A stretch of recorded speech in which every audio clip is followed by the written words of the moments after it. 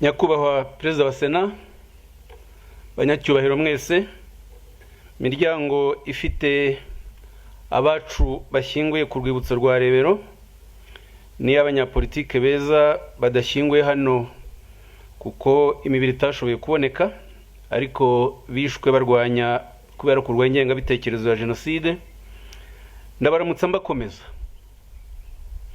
Urubyiruko rwinshi duhura rugorwa no kubona hari abanyapolitike bakuru bagoreka amateka, basabitswe n'urwango kandi aribo bagombye kuba ku isonga y'abakosora ibyo bangije.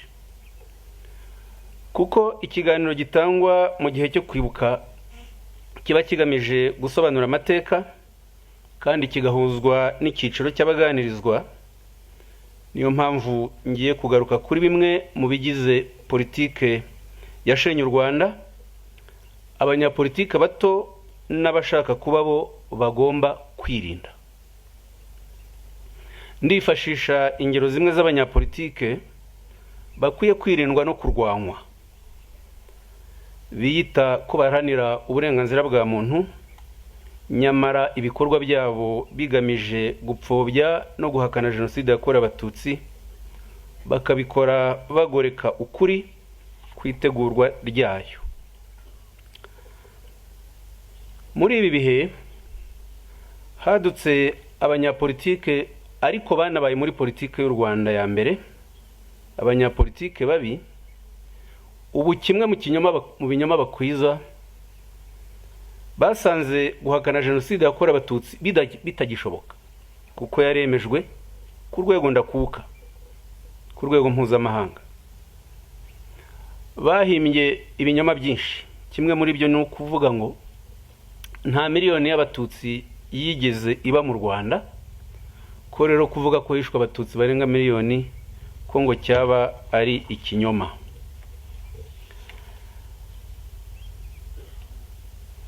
Umwe mu babivuga ndamutindaho gatoya, umunyapolitike mubi ariko muzi witwa Ndagijimana Jean Marie Vianney. Bimwe mu byo avuga ngiye gufata agace gatoya k'ibijyanye n'ubwo buryo bwe bwo guhakana jenoside.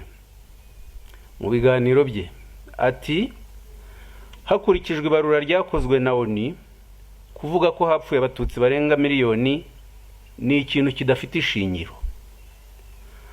Abantu bari muri komisiyo yakoze ibarura bambwiye ko babaruye abatutsi batarenze 350 hose mu gihugu. Abanyamerika babafashaga batangiye kubivuga, birukanwa mu Rwanda, kandi murabazi nabo bakunze kujya batanga ibiganiro.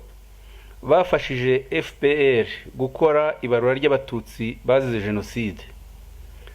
Ababyeyi bacu rero bazize jenoside bahindutse ibicuruzwa kugira ngo hongerwemo inkotanyi zaguye mu ntambara, ababyeyi bazo, imiryango yabo, kugira ngo nabo babone imfashanyo z'amahanga zahabwaga abacikacumu.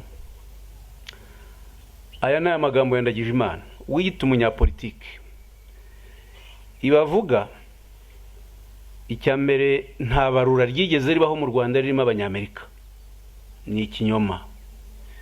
Ibarura ry'abazize jenoside ryakozwe na Minaloc mu mwaka wa 2000 ryarimo abanyarwanda, kandi imibare yabonetse icyo gihe ifitiwe amazina yari 1,074,000 n'abantu 47. Nyuma habonetse abandi kubera amakuru yabonetse mu nkiko gacaca no mu bundi bushakashatsi. Ariko iyo avuga ngo nta bihumbi, ngo hamenyekanye abantu 350 by'abatutsi, ndagira ngo iki kibazo abapfobya jenoside yakorewe abatutsi bakunze kuzana cy'imibare garagaza ko nta shingiro gifite, kuko icya mbere jenoside ntabwo irangwa n'ubwinshi bw'abishwe, irangwa n'umugambi wateguwe wo kwica itsinda icyiciro cy'abantu bazizwe ubwoko bwabo. niyo hakwicwa umwe cyangwa babiri. Abatutsi bishwe hashingiwe ku mugambi wateguwe wo kubatsemba.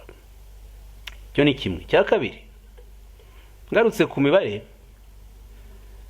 nagize amatsiko njya gushakisha niba hashobora kuba harabayeho ibarura rigaragaza iyi mibare koko. Mbona ibarura rya mbere ryakozwe ry'Abanyarwanda rikozwe n'Ababiligi mu mwaka hagati ya 59 n'1960, babikorera raporo. Teritwari z'u Rwanda zari 10. Teritwari ubwo ni nka prefecture zo mu bishize. Muri zo teritwari 10, dore uko basanze imibare y'Abatutsi iteye. Kibuye 30%. Astrida ubwo ni agace kahoze ari Butare, Abatutsi 23%. Nyanza 22%. Cyangugu 22%. Kibungo 16%. Gitarama 15%. Byumba 13%. Kigali 13%. Ruhengeri 8%. Gisenyi 6%. Iyo ni imibare yabonywe n'Ababiligi muri 60 mu ibarura ryabo. Kereka niba ndi umuswa, ariko nta baturage nari nabona bagenda bagabanuka. Abaturage bose barabyara bakiyongera. Niba bigaragara ko hari prefecture zari zifite Abatutsi 30% muri 60, byageze muri 94 aba Batutsi barabaye 3% nkuko Ndagije Imana byemeza. Birabereka ikinyoma gikoreshwa kimwe muri byo kugira ngo jenoside yakora Abatutsi iteshwe agaciro, iteshwe uburemere bwayo. Hari undi munyapolitike wabaye mu ishyaka rya MRND nako rya MDR, benshi muzi, Pascal Ndengejeho, cyangwa bamwe yarabigishije muri universite. Yabaye mubeke wa MDR, hanyuma aza kurundukira muri MDR Power. Ubu nawe kimwe na Ndagije Imana ndi mu bugaruka mu kanya nawe. Pascal Ndengejeho ari mu banyapolitike bitwaza ko ngo baharanira uburenganzira bwa muntu, nyamara ari muri gahunda yo gupfobya no kugoreka amateka. Yabaye ministre w'itangazamakuru hagati y'1992 na 1993. Yagiye kenshi mu manza zo mu rukiko rwa Arusha no mu Bufaransa gushinjura abaregwaga icyaha cya jenoside no gushinjura abaregwa ipfobya n'ihakana rya jenoside yakorewe Abatutsi. Icyo si nacyo kibazo. Ikibazo ni mu magambo avuga yari mu izo manza, kuko na magambo ari mu mugambi wa jenoside nyirizina. Reka mfate urugero rw'ibyo yavugiye mu rubanza rwa Arusha. Yagiye gushinjura umujenosideri Laurence Manza wabaye burugumesitiri wa Bicumbi. Ndengejeho yatangiye yatangariza abacamanza ko mu mateka y'u Rwanda kuva muri 59 kugeza muri 90 ko iteka Abatutsi aribo batangije ubwicanyi ku Bahutu ku buryo budashidikanywaho. Abatutsi nibo nyirabayazana, nibo batangije ubwicanyi. Iki kinyoma aba banyapolitike bakigarukaho kenshi. Abanyapolitike babi gufata icyaha cy'ubwicanyi bakakigereka kubo cyakorewe, noneho abagikoze bo bakitirirwa ko barengana, bashyirwaho icyaha ku busa. Ndengejeho yakomeje abwira abacamanza ko Abatutsi ubwabo aribo batewe ubwicanyi bwabakorewe, ngo kuko baremye agatsiko rwihishwa ko gutera imidugararo mu Rwanda. Yabivuze mu Gifaransa, ndiho ndabihindura mu Kinyarwanda, ariko mu Kinyarwanda ntibiza byumvikana neza ubukana bw'amagambo ye. Ko mu Gifaransa yaravuze ngo ce sont les Tutsis eux-mêmes qui ont mis sur pied une organisation clandestine chargée de provoquer les troubles à l'intérieur du pays. Donc ngo ni abatutsi nibo ubwabo bashyizeho gahunda yo kwiyica. Anakomeza avuga ko ngo abatutsi basa nk'abiyahuye mu kivunge, les tutsis se sont suicidés en masse. Bivuze ko aba bantu bari Rebero n'abari hirya ho hakurya hariya Nyanza ya Kicukiro hari abarenga 100,000 bavanywe hirya no hino mu mujyi wa Kigali no mu nkengero, ko bari biyahuye mu kivunge. Uwo muntu ni umunyapolitike uriho bivugira mu rukiko, ni umunyapolitike kandi wabaye ministre. Akomeza avuga ko abatutsi nibo bashinze interahamwe n'andi mashyirahamwe y'abicanyi nka Réseau Zero, Escadron de la Mort, Akazu, RTRM na Kangura, ko ari nabo bateguye urutonde rw'abatutsi bazicwa. Ati Gifaransa kereka mbivuge, ce sont les Tutsis qui ont créé les milices interahamwe, les organisations secrètes telles que le Réseau Zero, le Network, Akazu, les médias tels que RTRM, Kangura, et établi les listes de Tutsis à assassiner. Uwo ni umunyapolitike uriho ubibwira urukiko agoreka amateka. Urukiko rero rwagiye ruba buriya inzira aba bantu bagiye bakoresha ngo irondabwoko, urwango, ubugome babukwize. Ntabwo ndengejeho wenyine wakoresheje urukiko rwa Arusha ndetse n'izindi nkiko mu gukwiza urwango. Hari n'abandi barimo Padiri Serge de Sutter, agatsiko k'abandi benshi bagiye mu rukiko rwa Arusha kuvuga ibi binyoma.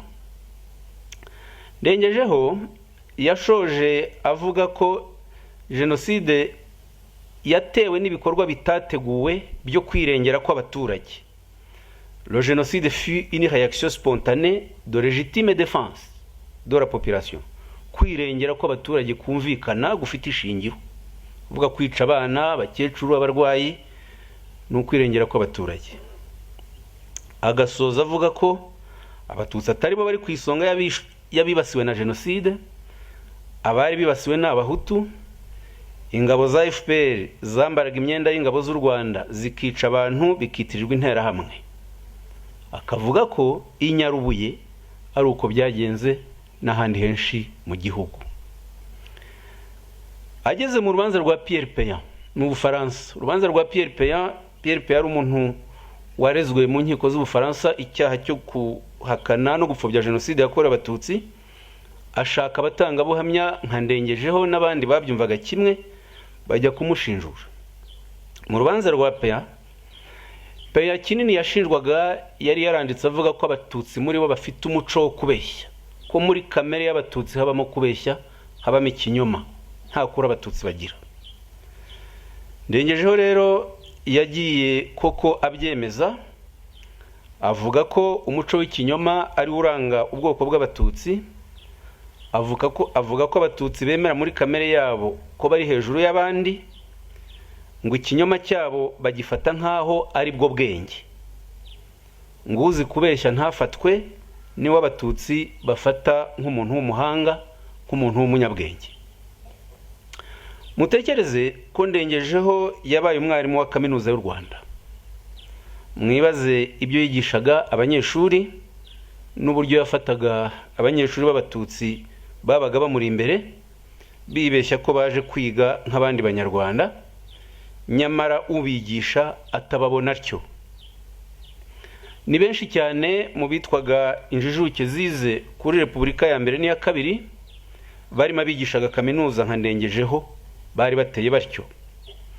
Ni ba Nahimana Ferdinand, Vincent Ntezimana, Eugene Rwamucyo, Sostene Munyemana, Maniragaba Baributsa, Charles Ndereyehe n'abandi. Izo ni ingero. Ngaruke kuri wa munyapolitike wundi. Mvuga umunyapolitike n'abanyapolitike babi ntimubagereranye n'aba ngaba twaje kwibuka uyu munsi, ndetse n'urubyiruko rwatubwiye amazina yabo 21 bashyinguye ku rwibutso rwa Rebero nabo tutarashobora kubona. Ndagijimana Jean Marie Vianney ndamuvuga ngaragaza uruhande rwe rutazwi cyane uko bikwiye rw'ubujura bumuranga, ariko akiyambika ikote rya politike, akiyambika guharanira uburenganzira bwa muntu. muri guverinoma y'ubumwe bw'abanyarwanda yashyizweho muri Nyakanga 1994. Jean Marie Vianney Ndagijimana yagizwe minisitiri w'ububanyi n'amahanga, ahunga igihugu nyuma y'amezi 2 yibye amafaranga y'u Rwanda hafi 200,000 by'amadolari. Minisitiri w'intebe icyo gihe Faustin Twagiramungu wari inshuti ye banakomoka mu karere kamwe ka Rusizi, niwe wabitangaje rugikubita mu itangazo rya guverinoma ryasohotse tariki 19 Ukwakira 1994, anabisobanura mu biganiro yahaye ibinyamakuru birimo Agence France Presse na New York Times. Ndagijimana avuga kenshi ko azarega abavuga ko yibye ayo mafaranga, ariko Twagiramungu yarinze apfa Ndagijimana ataramurega. Ahubwo yareze mu Bufaransa uwitwa Ngarukiye Leon Ngarukiye yari directeur wa cabinet muri Ministeri y'Ububanyi n'Amahanga n'Ubutwererane, ni nawe wamuhaye ayo mafaranga ku kibuga cy'indege i Kanombe. Hanyuma Ndagijimana aramurega, Ngarukiye araburana atanga ibimenyetso mu Bufaransa, aramutsinda mu rukiko ku itariki 6 z'ukwa 11 mu mwaka wa 2023. Ngarukiye yatanze ikiganiro mu itangazamakuru abisobanura, agaragaza ko tariki enye Ukwakira 1994 nawe yari mu itsinda ry'abagiye mu rugendo i New York muri Amerika mu nama nkuru y'umuryango w'abibumbye hamwe n'izindi ntumwa z'u Rwanda. Hanyuma koko aya mafaranga yashyikiriza Ndagijimana kugira ngo ayajyane muri ambasade y'u Rwanda yari maze igihe gitoya ifunguye. Hanyuma Ndagijimana amafaranga arayafata arihisha ahungira mu Bufaransa.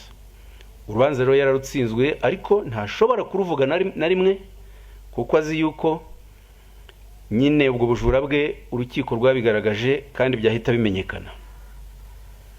Ariko kuba yaribye ayo mafaranga ya guverinoma y'u Rwanda ari ministre ntabwo ari ikintu gishya yari yadukanye, yari abisanganywe. Mu mwaka wa 1995 hakozwe igenzura muri ambasade y'u Rwanda i Paris mu Bufaransa. Igenzura rikorwa n'impuguke 3 zavuye muri Ministeri y'Imari y'Ububanyi n'Amahanga na Ministeri y'Ingabo z'u Rwanda. Igenzura rikorwa ku matariki 31 Nyakanga kugeza ku itariki 5 Kanama 1995. Basanga ambasaderi Jean Marie Vianney Ndagijimana wabaye ambasaderi w'u Rwanda mu Bufaransa kuva mu mwaka wa 1990 kugeza 1994, yarahengereye mu gihe mu Rwanda hari akavuyo k'amashyaka menshi mu gihugu guhera muri 1992, atangiza gahunda y'ubujura ruharwa bwaranzwe n'ibi bikurikira. Muri Nzeri 1992 yagurishije inzu ya leta y'u Rwanda yaratuyemo i Paris ku giciro yihitiyemo atabimenyesheje Ministeri y'Ububanyi n'Amahanga, kandi amafaranga ntiyayaha leta. Yayigurishije ku giciro cya $1,850,000 by'amafaransa y'icyo gihe, mu gihe leta y'u Rwanda yari yaraguze iyo nzu mu mwaka wa 1989 agaciro k'amafaranga y'amafaransa $3,750,000, bigaragaze ko yayitesheje agaciro k'icyakabiri cyako, icyakabiri cy'agaciro k'inzu, kugira ngo irugwe vuba amafaranga yatware.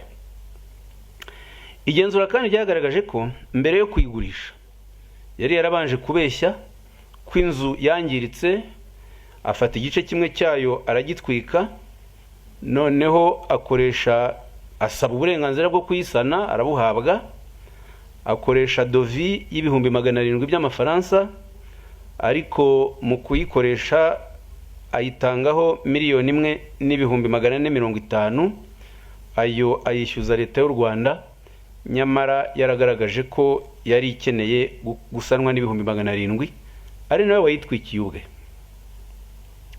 Igenzura kandi ryagaragaje ko ambasaderi Ndagijimana yambuye umuboyi we wamukoreraga mu rugo ukomoka muri Ethiopia amwambura amafaranga ibihumbi 75,200 by'amafaransa, tugereranyije ni hafi miliyoni zirenga 20 z'amafaranga y'u Rwanda y'ubu ngubu. Kugira ngo bishoboke ko ambasaderi yiba amafaranga y'umuboyi byagenze bite? Igenzura ryasanze yari yarahaye amabwiriza umubitsi wa ambasade y'u Rwanda mu Faransa, comptable, yaramuhaye amabwiriza yuko umushahara w'umukozi we, abakozi bo mu rugo, agomba kujya unyuza kuri konte ya ambasaderi. Noneho ambasaderi akaba ari we yabihera. Naho rero yabihereye uyu comptable Atanazi Nsengiyumva, amafaranga y'abakozi bo mu rugo bandagije Imana akanyuza kuri konte ye. Ndagije Imana nawe amafaranga ntayahe abakozi agenewe, cyane cyane uyu muboyi we wakomokaga mu gihugu cya Ethiopia. Ndagije Imana kandi kubera ubwo bujura, igenzura ryasanze yari yararetse n'abandi ba diplomate b'u Rwanda nabo bakora ubujura burimo kwangiza imitungo y'amazu ya ambasade y'u Rwanda bari bacumbitsemo, kugurisha ibikoresho byayo no kumaramo igihe kirenga umwaka baranze gusubiza amazu leta y'u Rwanda nyuma ya jenoside, kandi batari bakiri abadiplomate. Bakoze ubwo bujura rero ambasaderi bayobora harimo abitwa Ukobizaba Martin, Madame Muhuri Jean Marie Vianney, Nderebeza Anastase, Nzayo Michel na Shiramaka Anastase.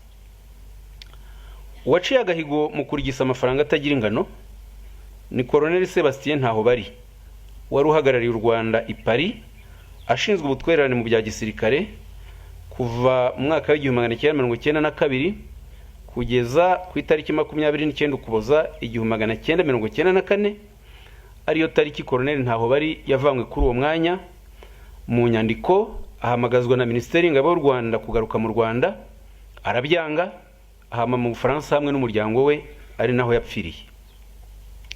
Igenzura ryagaragaje ko Colonel Ntahobari guhera tariki 6 z'ukwa 11 1993 wari Minisitiri w'Ingabo z'u Rwanda icyo gihe Augustin Bizimana yamuhaye ububasha bwose bwo gucunga wenyine ingengo y'imari ya ambasade, kandi icyo gihe ingengo y'ambasade y'u Rwanda i Paris yanyuzwagaho amafaranga menshi yo kugura intwaro mu bihugu bitandukanye.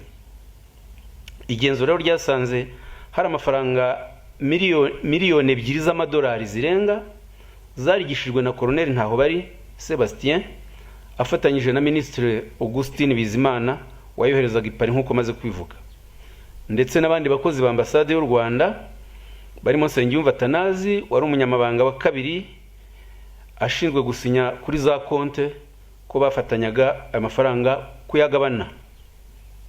Iyi raporo y'igenzura maze kuyisoma yanteye amatsiko, ngerageza kwibaza uburyo aya mafaranga ashobora kuba yaragishijwe na ambasaderi n'abakozi ba ambasade, u Rwanda ntirubimenye, guverinoma ntibimenye, bigahama aho ngaho. Hanyuma kuko ntari mfite uwo mbaza wabimpaho amakuru, nagiye mu nyandiko nza gusanga hari ikinyamakuru cyitwa Le Courrier du Peuple cyo ku itariki 25 Kamena 1993 cyanditse inkuru ndende ivuga kubwo bujura mu nyito ivuga ngo l'ambassade du Rwanda à Paris est au bord de l'implosion. Biravuga ngo ambassade y'u Rwanda i Paris iri kumanga yo gushwanyuka. Muri iyo nyandiko Le Courrier du Peuple yagaragaje ibimenyetso birimo inyandiko mpamo z'abakozi bakuru ba ambasade kandi zisinye, harimo niyo niyanditswe n'intoki yanditswe na Jean Marie Vianney Muhuri wari umunyamabanga wa mbere muri ambasade. Iyo nyandiko dore uko ivuga: Muhuri Jean Marie Vianney, umunyamabanga wa mbere muri ambasade y'u Rwanda i Paris mu Faransa, ndateguza isohoka ry'igitabo Nsinzi giteguza cyamagana ubusahuzi bw'igihugu cyacu mu mahanga. Akabivuga no mu Gifaransa ngo le livre d'or à l'image de marque du Rwanda à l'extérieur. Ubu cyamaze gushyikirizwa Perezida wa Repubulika, Minisitiri w'Intebe, Perezida w'Inteko Ishinga Amategeko na Minisitiri w'Ububanyi n'Amahanga. Muri icyo gitabo ubwo ni Muhuru bivuga, harimo kuntu Ambasaderi Ndagijimana yagurishije inzu y'igihugu ayihombesha nta mutangabuhamya kandi atabifitiye uburenganzira. Kirimo kuntu yari imishahara y'abayaya be leta imwoherereza, umwe muri bo akaba yaramureze.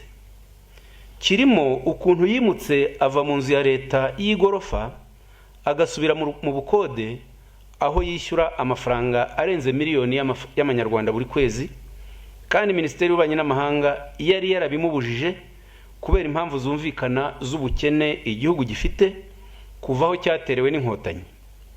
Igitabo kirimo n'ukuntu inkotanyi zivuga u Rwanda rwahise n'uruzaza bishingiye ku nyandiko zazo nyinshi abanyarwanda batigeze bamenyeshwa. Ubu kubimenyesha rubanda bikaba bigamije kugira ngo u Rwanda rwirinde ibyonnyi, abanyabinyoma, ibisambo n'abandi bagizi ba nabi. Kizatangirwa ubuntu kuko cyakoreshejwe ubundi. Muhuri agasoza ashyiraho amazina ye na telefoni ze 3, iyo yakoreshaga mu biro, iyo mu rugo na telefoni igendanwa. Umve ko turi 1993, ntabwo Ndagijimana yigeze arega Muhuri kandi yari umukozi wa ambasade, ari nawe watangaje ubwo bujura icyo gihe. Inyandiko y'iki kinyamakuru igaragaza n'ubundi bujura bwakozwe n'umujyanama wa mbere nigeze kuvuga mu kanya uko bizaba Martin, ubu nawo ba mu Bufaransa hamwe na Ndagijimana. Bugizwe n'ibi bikurikira: kwambura abakozi bakorera kuri kontra imishahara yabo ntabahembe kandi leta y'u Rwanda iyohereza, kuzamura imishahara bahembwaga yagaragarizaga Minisiteri y'Ububanyi n'Amahanga ariko ikaba itandukanye n'ayabaga yanditse muri kontra, bivuge ko yari afite uburyo akora amanyanga akagaragaza kontra zirimo umushahara munini nyamara kontra yakoreye abakozi zo zirimo makeya, icyo kinyiranyo akagitwara. Kugurisha inzu ya leta y'icumbi rya ambasaderi babyumvikanyeho yari ahitwa Rémy Honoré afatanyije na ambasaderi ubwe wari uyituyemo nk'icumbi rye. Birabumvisha rero ko ubujura bwari twibanire muri ambasade y'u Rwanda mu Faransa ku gihe cya Ndagijimana ari we ubuyoboye. Abakozi bamwe ba ambasade y'u Rwanda i Paris bagaragaje ubwo bujura, bituma tariki 16 Ukwakira 1992 Ndagijimana yandikira Minisiteri y'Ububanyi n'Amahanga ayimenyesha ko yagurishije inzu iherereye kuri nimero 20 Rue de la Borne Saint-Rémy Honoré i Paris ku giciro cya $1,850,000 y'amafaransa. Minisitiri Ngurinzira Boniface wari Minisitiri w'Ububanyi n'Amahanga icyo gihe yarabibonye biramutangaza, aramusubiza tariki 11 Ugushyingo 1992 amusubiza ko ababajwe no kuba Ndagijimana yarabikoze wenyine ntawagishije inama. Amwibutsa ko uruhare rwe rwagombaga kugarukira ku gushaka abazagura iyo nzu, baboneka akamenyesha Minisiteri y'Ububanyi n'Amahanga ibiciro, agategereza igisubizo. Minisitiri Boniface Ngurinzira uri no mu banyapolitike beza bazima twibuka uyu munsi yamusabye gutesha agaciro ubwo bugure, amusaba no gushyira amafaranga yakiriye kuri konti ifunze, konti bloquée, agategereza igihe ibintu bizagira mu buryo. Ntabwo Ndagijimana yigeze abyubahiriza. Ngarukiye kw'ibyo gusa. Ngurwo urugero ngere ebyiri nafashe z'abanyapolitike babi ariko bita ko ari abanyapolitike bazima baharanira ngo ukuri, ngo bari muri opposition birirwa mu itangazamakuru basebya u Rwanda bashingiye ku myanya bagize muri leta y'u Rwanda, harimo niyo ngiyo yakozemo ubujura. Kuba rero u Rwanda rwaragize bene aba banyapolitike niko kaga karwo gakomeye, kuko nibo bakongeje igihugu, rimwe na rimwe bagira ngo bahishe ubujura nk'ubu Ndagijimana Jean Marie Vianney yakoze. Ndagira ngo noneho mvuge kuri politike ya Habyarimana ubwe. Perezida Habyarimana yagejeje kuri jenoside yakorewe Abatutsi kuko nanone muri iki gihe hadutse abantu b'inyangabirama barimo n'umuhungu we Leon Habyarimana babeshya ko nta ruhare Habyarimana Juvenal yagize muri jenoside, kandi jenoside yakorewe abatutsi yarateguwe ikanakorwa buhoro buhoro ku butegetsi bwe. Hari n'ababeshya ko jenoside yashobotse kubera ko MDR, PSD na PR havutsemo igice cya Hutu Power. Ibi ni ukuri gucagase cyane. Hutu Power yavutse mu Kwakira 1993, ariko itegurwa rya jenoside yakorewe abatutsi ryatangiye mu Kwakira 1990. Mu myaka ine jenoside yateguriwemo kuva muri 1990 kugeza 1994, icengeza amatwara ry'urwango ku batutsi ribambura ubwenegihugu bakitwa Abagande, Inyangarwanda, byakwijwe mu nzego zose. Byakurikiye n'inyandiko nyinshi n'imbwirwaruhame z'amashyaka zikangurira abahutu gufata imbunda n'imihoro bakica abatutsi. Ijambo gutsembatsemba no kwishyira hamwe kw'abahutu hagakorwa itsembatsemba ry'abatutsi ryatangajwe mu Kwakira 1990, bishyirwa muri gahunda ya leta ya Habyarimana. Muri Mata 1992 habaye kongere ya MRND yavugaga ko ari MRND ivuguruye, ifata ibyemezo byo gushyiraho inzego zayo nshya n'abayobozi bakuru ku rwego rw'igihugu. Baniyemeza kurwanya uwo bise umwanzi w'igihugu uwo ari we wese, cyane cyane inkotanyi n'abatutsi, bagendeye ku kivugo cya Perezida Habyarimana yatangaje icyo gihe avuga ati ndi ikinani cyananiye abagome n'abagambanyi. Muri iyi kongere hatowe abayobozi bashya. General Major Habyarimana Juvenal atorerwa kuba perezida wa MRND, Edouard Karemera vice perezida wa mbere, Kabagema Ferdinand vice perezida wa kabiri, Ngirumpatse Matayo umunyamabanga mukuru. Iyo Habyarimana yavugaga abagome yabaga avuga abatutsi n'inkotanyi, iyo yavugaga abagambanyi yabaga avuga abahutu batemera umugambi wa jenoside, yabaga avuga abahutu barwanya irondabwoko, ivangura n'ingengabitekerezo ya jenoside yose, harimo abo twibukira hano kuri urwibutso rwa Rebero. Naho Habyarimana yemereye kugirana imishyikirano na FPR muri 1992, yabikoraga atabyemera. We yemera umugambi wa jenoside akabifatanya no kuyitegura. Urugero, yagejeje ijambo ku Banyarwanda ku itariki 21 Nzeri 1992, icyo gihe hari ku isabukuru ya 31 y'umunsi bitaga Kamarampaka.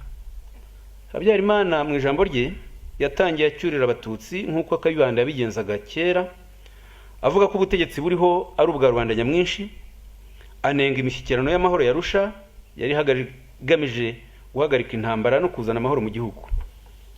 Bimwe mu byo yavuze nibi bikurikira. Ati mu mwaka w'1961 abari bagitsimbaraye ku ngoma ya Cyami na Gihake banze kuva ku izima, banga kwemera ko nyuma ya revolution ya rubanda yo muri 1959 ingoma ya Cyami yasezerewe burundu.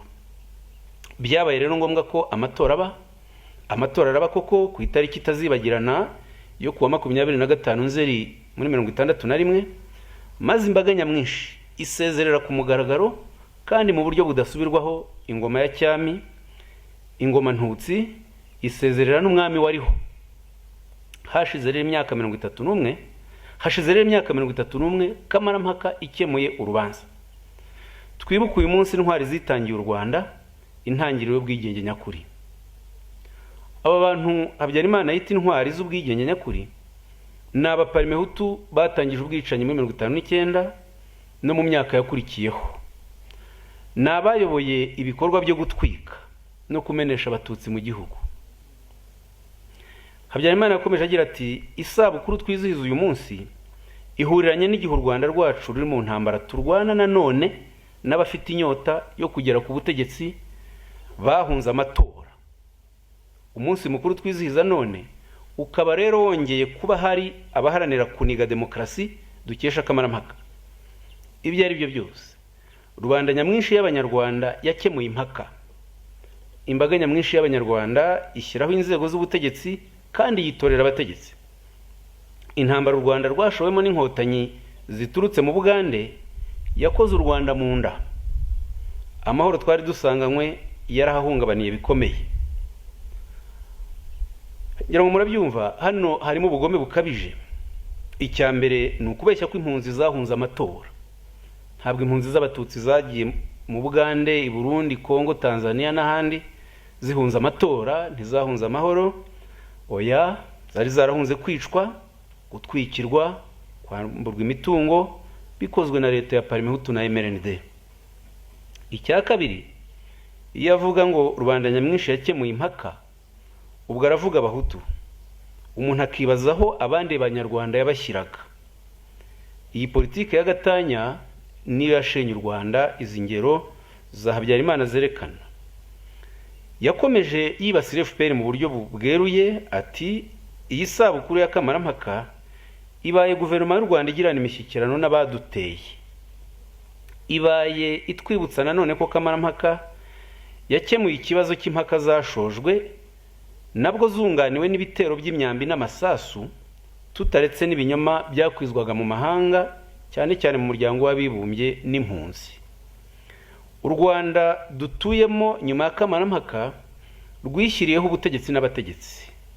Uko byagenda kose, uwifuza kuyobora u Rwanda niyereka abanyarwanda babimutorere. Uwaba yibeshya ko azayoboka inzira y'ubusamo yibwire ko yibeshya.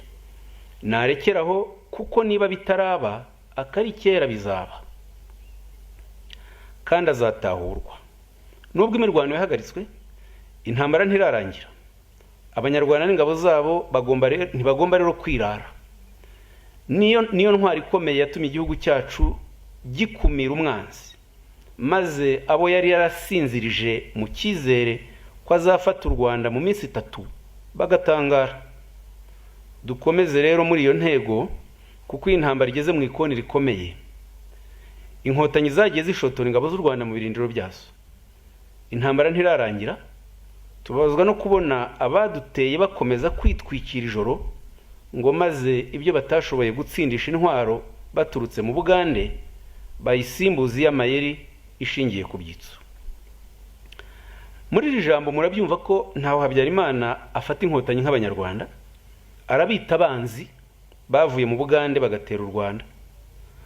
Aranacyurira abatavuga rumwe n'ubutegetsi bwe ko basinzirijwe n'ikinyoma cy'inkotanyi. Yashoje mu gasuzuguro acyurira FPR ko imishyikirano barimo ari ukwibeshya.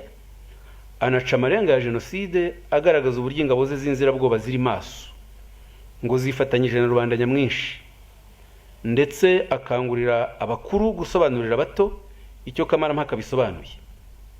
Yabivugaga azi neza ko imyaka y'iti ya kamarampaka ya 59 kugeza 62 ko nta kiza cyayiranze uretse kuba ariyo yabaye intangiriro y'ubwicanyi mu Rwanda.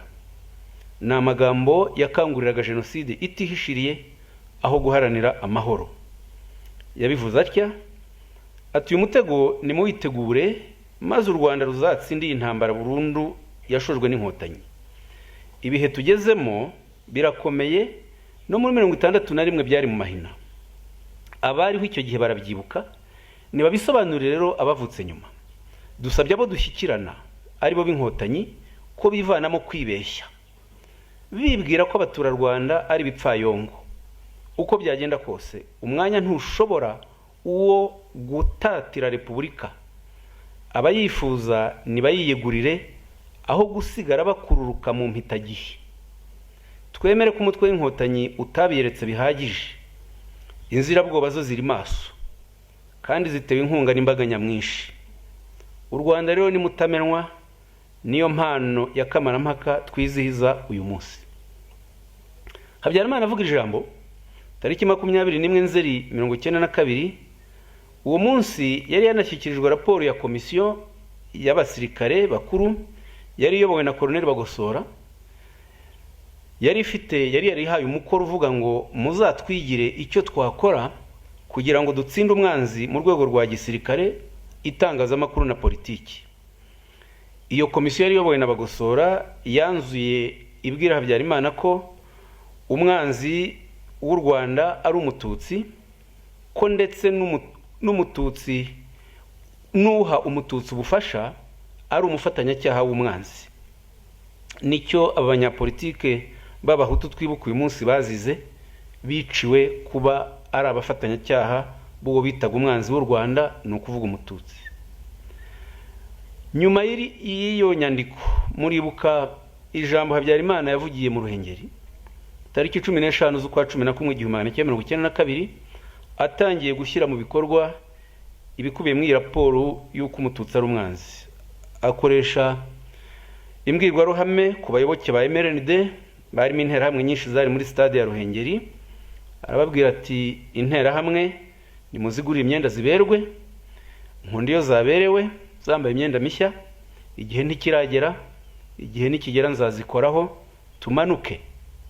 Cyo yitaga kumanuka ni ukujya kwica, ni ukujya gukora jenoside, ari nabyo sindi kubwabo nawe yitaga gukora. Nyuma y'ikimwe kimwe Habyarimana avuze ayo magambo ko azakora ku nterahamwe bakamanuka. Leo Mugesera wari umujyanama wa MRND ushinzwe politike ku rwego rw'igihugu, akaba na vice president wa MRND muri prefecture ya Gisenyi aho Habyarimana yavukaga, yoherejwe ku Kabaya mu karere ka Ngororero, ajyana n'umukuru w'ingabo wungirije Colonel Laurence Rubuga n'abandi bategetsi. Avuga ijambo asaba abahutu bo ku Kabaya gushyira hamwe bakica abatutsi, bakabatema amajosi, bakabata muri Nyabarongo, bakabasubizaho yiti wabo bakomotse muri Ethiopia. Izo ntumwa zagiye muri ubu butumwa zari zitumwe na Habyarimana, ntabwo zari ziyohereje. Mugesera amaze gutangiza ikorwa rya jenoside icyo gihe muri 1992, wari minisitiri w'intebe Dismas Nsengiyaremye yasabye minisitiri we w'ubucamanza Stanislas Mbonampeka kumukurikirana, ariko Mbonampeka ntiyabikoze kuko nawe yari intagondwa ibyemera kimwe na Mugesera.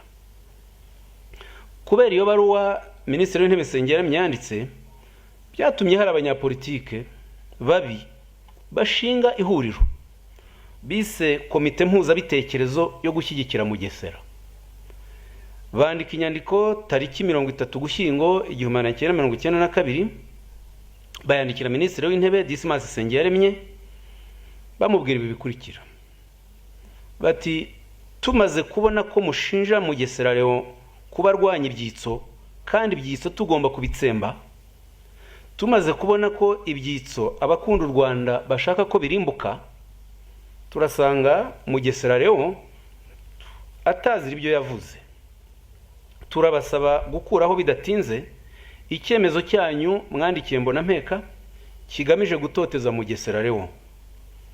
Turabasaba kandi kumenyesha abanyarwanda bose imyifatire udashyigikiye ibyitso agomba kugira ngo rubanda batazashirira mu buroko bazira kuvuga ko barwanya ibyitso.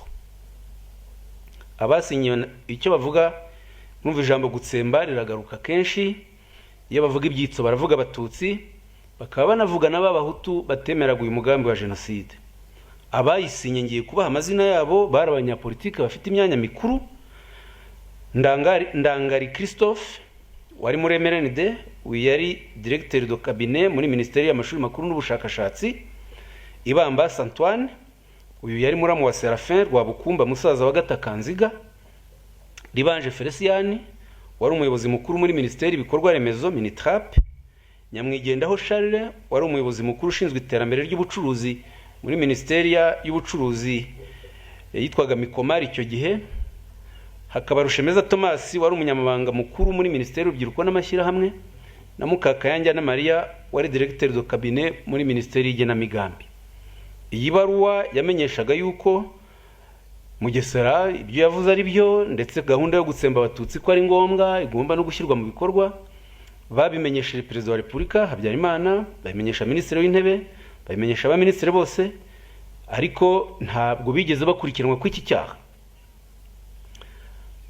Ngana ku musozo, noneho mvuge bike muri 1994. 1994 duhere mu kwezi kwa Werurwe, habayeho imbaraga nyinshi haba mu gihugu imbere no mu mahanga, harimo n'ibihugu by'inshuti z'u Rwanda n'imiryango mpuzamahanga, bisaba perezida Habyarimana kuvanaho imbogamizi yari yarashyizeho zabuzaga ishyirwa mu bikorwa ry'amasezerano y'amahoro yarusha. Ku itariki ya mbere Werurwe 1994 Habyarimana yohereje intumwa i New York. Intumwa ye Andrea Ntagerura wari minisitiri w'itumanaho abonana n'umunyamabanga mukuru w'umuryango w'abibumbye Boutros Ghali. Boutros Ghali amubwira ko amasezerano y'amahoro agomba gushyirwa mu bikorwa vuba, ko niba bidakozwe umuryango w'abibumbye witeguye kuvana ingabo za MINUAR mu Rwanda. Habyarimana icyo gihe yemeye ko agiye gutangiza ibiganiro ahereye ku bakuru b'ibihugu bikikije u Rwanda. Noneho tariki 9 Werurwe 1994 ajya Uganda, itariki 9 Werurwe ajya kubonana na Mobutu Igbadorite. Serivisi z'iperereza z'Ububiligi zigaragaza ko urwo rugendo Habyarimana yakoreye muri Uganda rwarakaje intagondwa zo muri MRND zirimo Mateo Ngirumpatse wari perezida wayo icyo gihe. MRND itumiza Habyarimana kwisobanura kuri urwo rugendo no kuba agaragaza ko amasezerano y'amahoro agomba gushyirwa mu bikorwa. Muri uko kwezi kwa Werurwe 1994 ibihugu bigize umuryango w'ibihugu by'i Burayi byari bifite ambasade mu Rwanda byatumije Habyarimana bimusaba ko niba adashyize amasezerano y'amahoro mu bikorwa ko bizahagarika imfashanyo byageneraga u Rwanda. Ibyo byagaragajwe na ambasade y'Ubudage niwe wavuze mu izina ry'ibyo bihugu. Ku itariki 30 Werurwe 1994 Colonel Bagosora wari umuyobozi mukuru muri Minisiteri y'Ingabo yari yagiye ku Gisenyi, yari directeur de cabinet.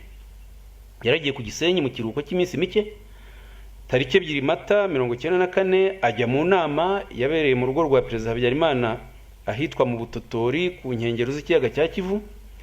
Habyarimana yari yatumijemo Jacques Roger Bobo wari uhagarariye umuryango w'abibumbye mu Rwanda. Yari yatumijemo n'abakuru ba MRND ishyaka rye barimo umunyamanga mukuru waryo Joseph Nzirorera. Noneho muri iyo nama bagirana ibiganiro.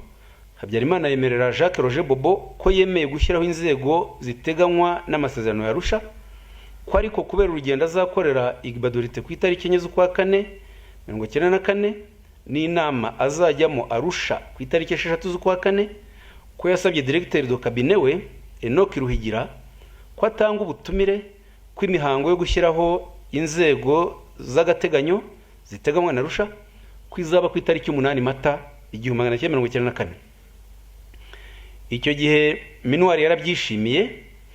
Noneho ariko MINUAR igaragaza yuko Nzirorera yarakaye agasubiza Habyarimana ko ibyo batazabyemera.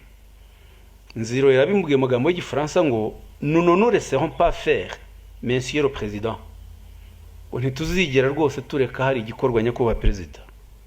Eriteremu nayo yarabitangaje ndetse yemeza ko hazabaho simusiga. Bagosora agarutse i Kigali atangira imyiteguro yo kwica Habyarimana. Kuko yari directeur wa cabinet muri Minisiteri y'Ingabo, yari afite uburenganzira ahabwa n'amategeko bwo gusimbura Minisitiri w'Ingabo igihe adahari, kuko Minisitiri w'Ingabo icyo gihe ari mu butumwa muri Cameroon. Bagosora rero yafashe icyemezo mu mwanya wa Minisitiri w'Ingabo cyo kohereza General Nsabimana i Dar es Salaam guherekeza perezida Habyarimana.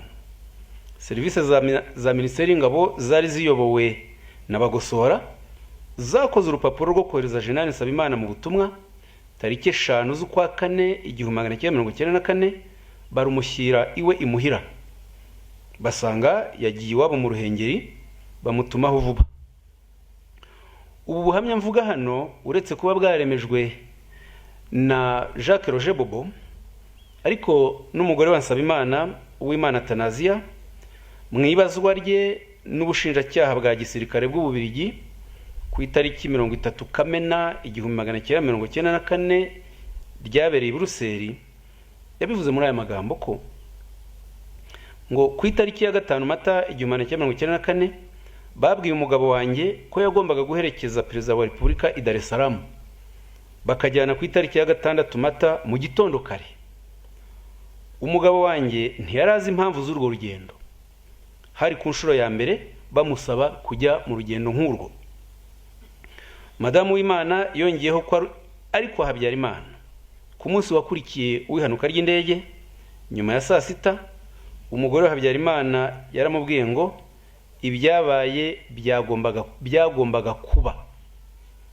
Uyu mudamu wa Nsabimana akavuga ko ibi umugore wa Habyarimana yabimubwiye asubiza ikibazo yaramubajije ku bijyanye n'impamvu zatumye umugabo we asabwa kujyana na Perezida Habyarimana ku buryo butunguranye. Bagosora aganira n'abagenzacyaha Arusha ku itariki 18 z'ukwa gatanu mu mwaka wa 2000 yababwiye ko itariki enye Mata 1994 ko Jenerali Nsabimana atarazi ko azajyana mu nama na Perezida Habyarimana i Dar es Salaam. Biragaragara rero yuko umugambi wo kwica Habyarimana wari umugambi wa kudeta Bagosora yakoze mu ibanga kugira ngo bibafashe kwihutisha vuba itangizwa rya jenoside muri ako kavuyo ko kwanga ko n'amasezerano y'amahoro ashyirwa mu bikorwa.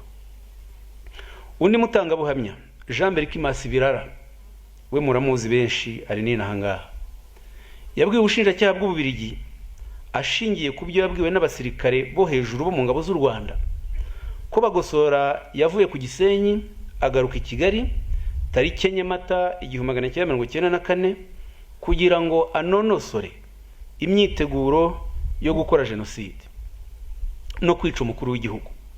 Abivuga atya ati tariki ya 4 Mata 1994 kuwa mbere wa Pasika Colonel Rusatira wari umunyamabanga mukuru muri Minisiteri y'Ingabo imyaka 15 nyuma akaba directeur w'ishuri rikuru rya gisirikare asimbuye Colonel Buregeya yaje wanjye saa sita yambwiye ko Perezida amaze guha Enoch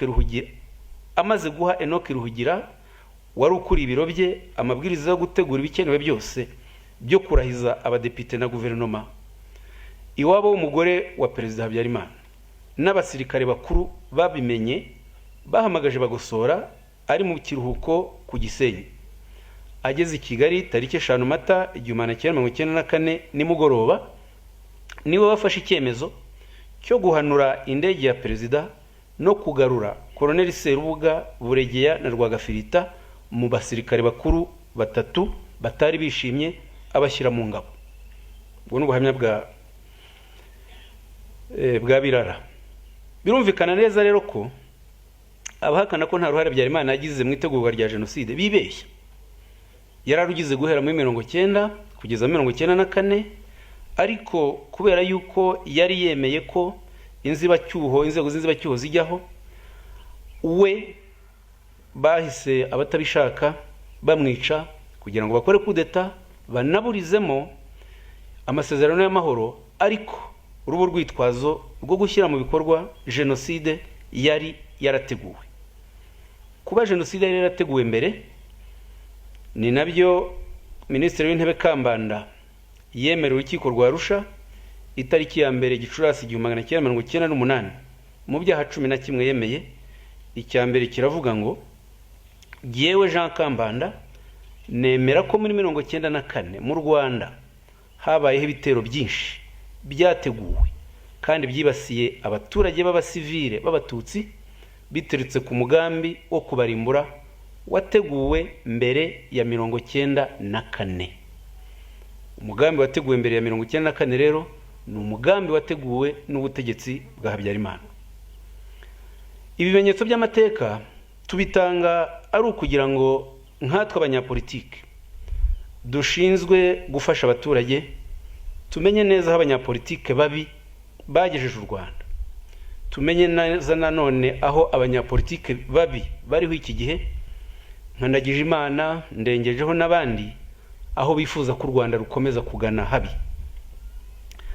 Abanyarwanda bakundaga kuvuga ngo u Rwanda ni ingobyi yaduhetse. Uratwereka ko abanyarwanda bemeraga ko ari abavandimwe mu gihugu cyabo cy'u Rwanda rwababyaye, u Rwanda basangiye.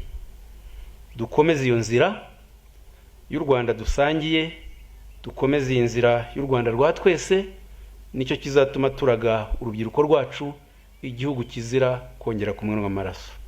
Mugira amahoro, murakoze.